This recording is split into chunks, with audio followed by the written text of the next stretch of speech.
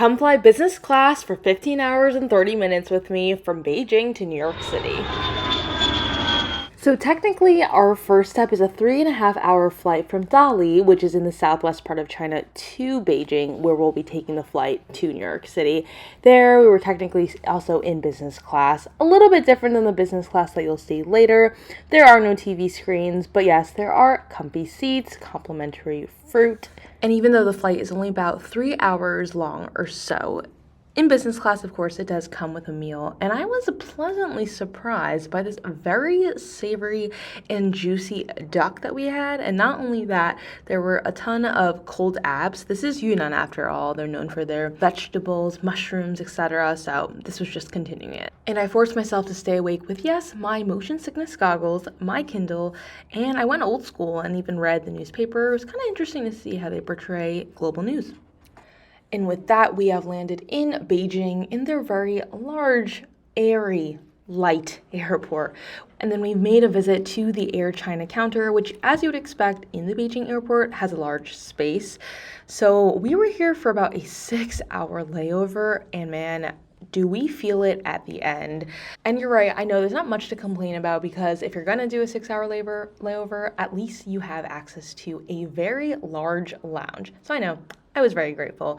And of course, when I entered the lounge, well, one, I was just like taken aback by how big it is. They essentially take over like this entire part of the second floor, and it's solely for lounge members who have access. And our journey to find a comfortable seat does allow us to essentially walk through the entire thing. I was definitely going to come back to this buffet later on.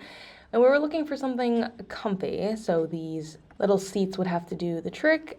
But I didn't stay seated for very long because I instantly went to go check out all of the food options that we had. Truthfully, I wasn't very hungry at this point because of, well, that duck meal that you saw, but at least I was thirsty, and I'm always happy to take a Diet Coke. And something that I do love about China are their yogurts. The yogurt itself is probably not that different from that of the US, but because they offer straws, I feel like it's a whole different experience. It's kind of like me drinking a smoothie. So how to get that?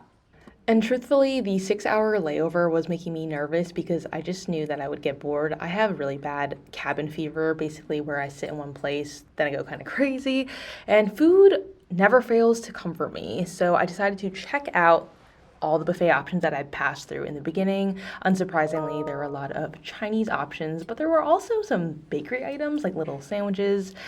Those did not look as good as the hot food. And there was also some dim sum. I can never say no to buns, especially when they are a bright green color. I'm very intrigued to try. But what probably grabbed my eye the most were these noodle soup options, because how can you say no when they've got a display like that? And I remember being a kid at the Taipei airport and having this beef noodle soup that was so delicious. It kind of changed my view of how good airport food could be. So even though I didn't want to unfairly set this noodle soup up, I was curious if it could compare with that moment. And I mean, visually, it wasn't off to a bad start, and they had all the toppings that one would like. Extra on the chili oil, of course. And then I headed back to my seat and was ready to kind of chow down on this lunch that was not very far from the breakfast I had on the plane. And at least I had a beautiful view to accompany it. And y'all, I promise that I did not just eat the entire 6 hours I was in the lounge, but the footage that I got makes it look like that. I took my time with the noodle soup. It was maybe 5, 6 out of 10. But now it looks like I'm off to get another beverage. This was a strawberry iced latte, which sounds way better than it looks, unfortunately. And like I said, this was, at least an hour or so after the first noodle soup. But when I was walking around, I was very intrigued by these instant noodles. So these types of instant noodles, honestly, I've never really seen in the US. Like, we're used to, say, the ramens. But this was a wide noodle spicy soup, which is probably one of my favorite types of noodles. Like, I'm a wide noodle girly, especially when they're extra chewy. And this turned into somewhat of a gourmet experience because I leveraged that topping bar that you saw earlier to grab a bunch of cilantro, garlic, chili oil to then add to my noodles. And I know this sounds crazy, but this might have been one of my favorite things I ate in all of China. Looking at it, my mouth is salivating, and instantly I was like, where will I be able to find this in the United States? Because I had some, and currently do have some withdrawals. Well, and now that I have gallons of spicy liquid in my belly, it's time to board our business class flight.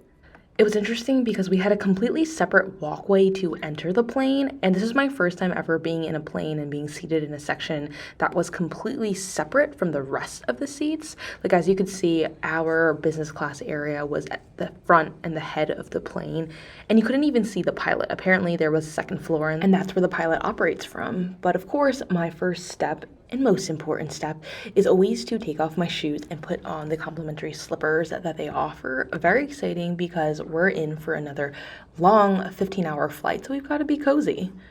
And like other flights, they offer you an amenity kit, but here you do not have to ask for it. It was already at our seat.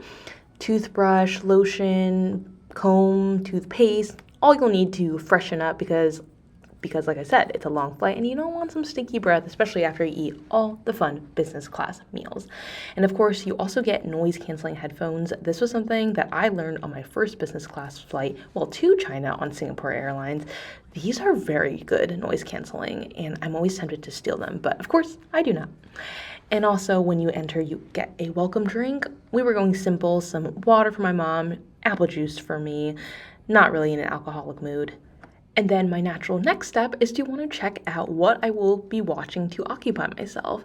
And the user interface for their screen and their TV was definitely giving 90s, a little bit more old school. And I think overall that is a theme of our flight experience. But compared to the flight that I'd previously taken, you could tell that this is definitely an older aircraft. And the movie selection was very limited. There were a lot of random throwbacks to movies that were from the 2010s that I would never have expected to be on a flight like this. So alrighty, it's about 7:30 p.m. local Beijing time, which means it is time to take off and get flying. And even though I am very susceptible to falling asleep, my rule, especially for business class flights, is to stay awake until the first hefty meal comes out. And in order to help me do that, the first movie I had queued up was La La Land, and I was getting real cozy. I hit that button to basically kick my feet out. The weighted blanket made me really warm, which then again, if you think about it, kind of countered this whole goal of me not falling asleep. But I am happy to say I made it through La La Land. And about 1 hour or so into the flight, we are in for our first meal, which is very exciting and definitely one of the best parts about flying business class. Of course, you start with a little appetizer of nuts, but I couldn't eat too many of those because I didn't want to get myself full. They give you these very hot towels. I feel like it was a exercise for my hand to deal with heat. And then we had a couple of apps come out, and I just have to say, I am sorry if you see my toes at any point during this filming. Like I said, I was getting very comfortable, but okay. The most important part is the food. We have a salad with I feel like it's Russian dressing of sorts, that every salad I have has that, but it was enjoyable. And then this shrimp salad, I've noticed that on airplane meals, you will always start with some sort of cold seafood situation. Didn't expect a candied tomato, but very interesting. And then, of course, the bread selection comes out. So it's interesting if you watch my Singapore Airlines business class video, the garlic bread was definitely a highlight of the meal, and I think it's become something that they're kind of known for. So when I saw the garlic bread in the selection of Air China's lineup, I was curious if they had taken that from there. And getting into the main, we had this laoganma, aka chili oil, beef, and rice situation, which I actually thoroughly enjoyed much more than the appetizers. I think the appetizers were just fine.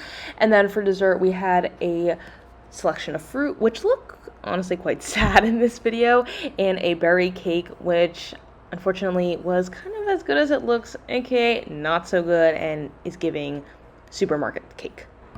And nothing like trying to enjoy a cheese course with the plane rocking and rolling. It was going just as much as it looks here. My poor mom's tea was all over the place, but she was handling it very calmly. And then with both my meal and La La Land over, I headed to the bathroom to wash up, and then it was time to give into my temptations of falling asleep. And well, good morning, because I knocked out for a solid 8 hours, which is quite miraculous on a plane. The ability to lie flat makes all the difference, not surprising. But the cozy blanket, the very dim lighting, the extremely noise-canceling headphones, they all play a very major supporting role in contributing to my ability to sleep very soundly. And it looks like some other passengers are now awake too. They've put out some fruit and beverages for us, which I appreciate, so you don't always have to bother the flight attendant.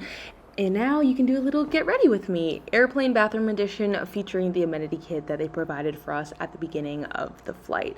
So in the bathroom, there are a number of amenities, from moisturizers to facial cleansers. So that was nice to see, and I haven't necessarily seen that in all the other flights that I've been on. So one of my favorite plane hacks and a must when I travel are these portable cleansers. They're basically like cloth tablets, I'll say. You just run them under water and then they will basically dissolve. They're much more portable than carrying a whole bottle of cleanser. So this is always my go-to when I'm washing up on a flight. And then of course, you can watch me brush my teeth and confirm that I did that. No more Logon Moss stinky breath, and I am ready for the breakfast that they are about to serve me. And another must-have is the portable deodorant and body spray. Of course, I'm definitely more of a body spray over deodorant gal. Yeah, the bottle is so small that I basically just dropped it on the floor. And then thankfully they did have moisturizer in their lineup of bathroom products, so I was happy to use that and get myself moisturized, because everyone always says the air on planes is particularly dry. Honestly, I feel like I never feel it, but it's more so after I come off the plane and then I am quote unquote in normal air that I notice the difference. So I was lathering myself all up. And then we are back to my seat, and my mom's looking real cozy. And something I will say, as you notice here, are that all the seats are grouped by twos. So I find it very odd, because if you are a solo passenger on Air China, you will have to sit in one of these pods that's fully connected to another individual or stranger near you. So if you're traveling solo, honestly, business class is not worth it, because you're not going to have as enjoyable or as comfortable as an experience knowing that you have a stranger next to you. Granted, if no one is next to you, then you just win, but just an FYI in case you're thinking of traveling. And with the lights back on and we only have about 2 hours or so left on our flight, it feels like deja vu, because everything is happening all over again, from the orange juice and water to my yogurt drink. I will take every opportunity to shout out the straws that they use for their yogurts in China. And with our dishes, my mom ordered a beef noodle soup and I got their fish. It was a hefty chunk of fish. There were actually like 2 pieces there, so I was going to be wonderfully full. Of course, bread course again. I did not go for garlic bread this time because it was just And with our 15-hour flight coming to an end, we had to end it off in a cozy way, of course. Some tea, and then rewatching the Cinderella live-action movie, which put me in all the good feels coming back home to New York City.